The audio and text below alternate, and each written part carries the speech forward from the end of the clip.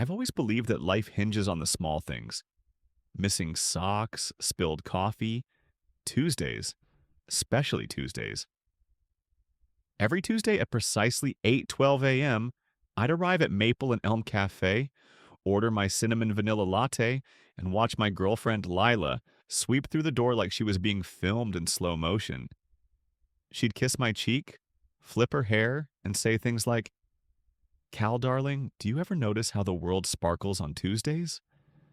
And I'd say yes, mostly because she smelled like citrus shampoo and hope, but also because I loved her, or at least the version of her I thought I was getting.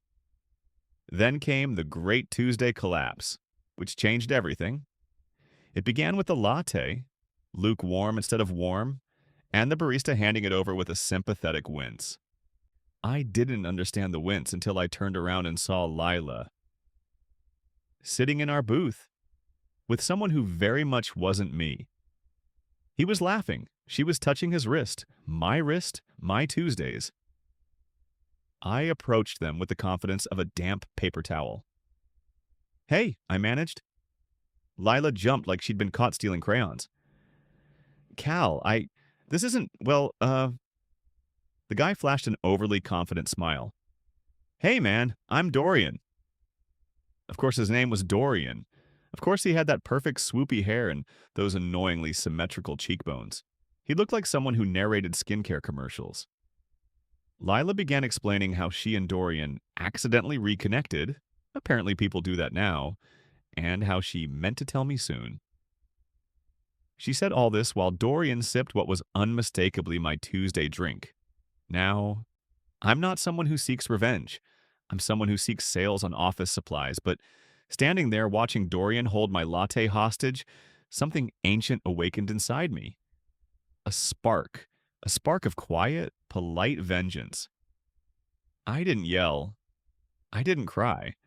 I simply said, "Okay," and left the cafe with the dignity of a man choosing to pretend he didn't hear his heart crack like an undercooked waffle. The plan for the next few days I wallowed. My cat, Pluto, judged me openly. My coworkers patted my shoulder like it was a malfunctioning printer.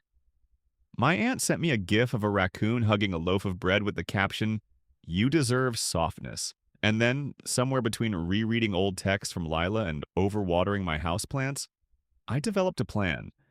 Not a mean plan, not a dangerous plan. A deeply satisfying, socially acceptable revenge plan. Lila and Dorian both worked in marketing at the same trendy startup, Brilify. They hosted weekly brainstorming sessions that were supposedly casual and collaborative. Translation: you can show up uninvited as long as you bring baked goods. And I, dear reader, make excellent baked goods. So that next Thursday, I baked a batch of my famous cinnamon crumble muffins, skillfully distracting myself from heartbreak with butter, and strolled into Brilify headquarters like I belonged there. Their lobby had couches made of ethically sourced clouds, air diffusers puffing eucalyptus mist, and a receptionist who looked too relaxed for reality. When I walked into the brainstorming lounge, Lila looked like she'd swallowed a kazoo.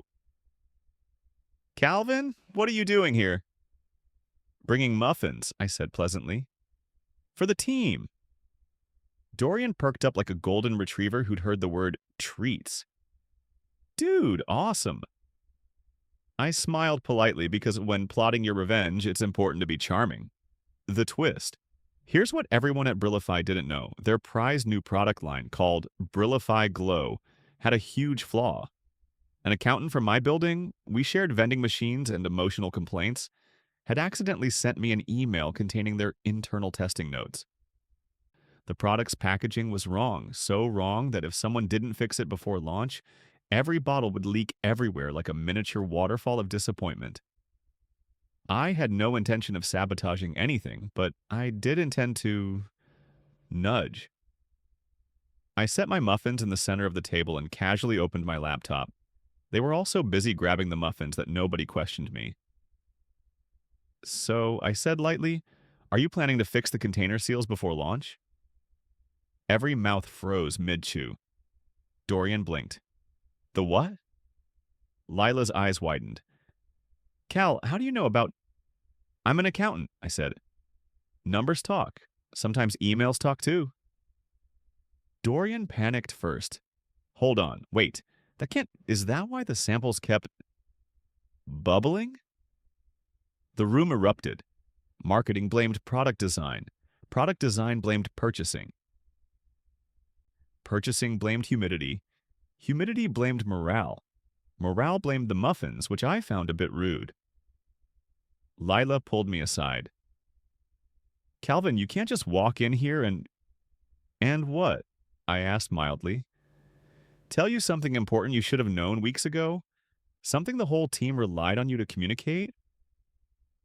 She opened her mouth but didn't speak. That's what betrayal feels like, I added gently.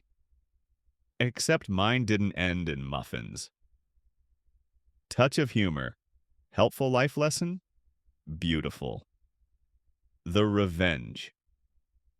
Here's where the universe lent a hand. The CEO of Brilify, an older woman named Rowan with the energy of a storm cloud in heels, stepped out of her office the moment she heard the chaos. What is going on out here? Everyone started talking at once. Muffins. Leakage. Emails. Humidity. Rowan raised a hand. Silence. Then, in a moment I will replay with joy for years, she said, Who brought the muffins? Everyone pointed at me. Good, Rowan said. We need someone competent. What's your background? Accounting. Her eyes lit up. Wonderful. Can you stay for a moment? Behind her, Lila and Dorian exchanged matching confused expressions like synchronized swimmers of regret.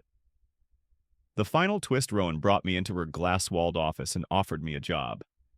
An actual job. Apparently their finance manager had just quit. And after hearing my muffin-related heroics, Rowan decided I had a detail-oriented mind and a refreshingly calm energy. So, yes, I accepted, with grace and minimal internal screaming. When I walked out, Lila looked stunned. Dorian dropped his muffin. Cal, she whispered, you're working here? Yes, I replied. Turns out someone values my honesty. She blinked hard. I'm sorry about everything. I know, I said, but I'm done giving away my Tuesdays.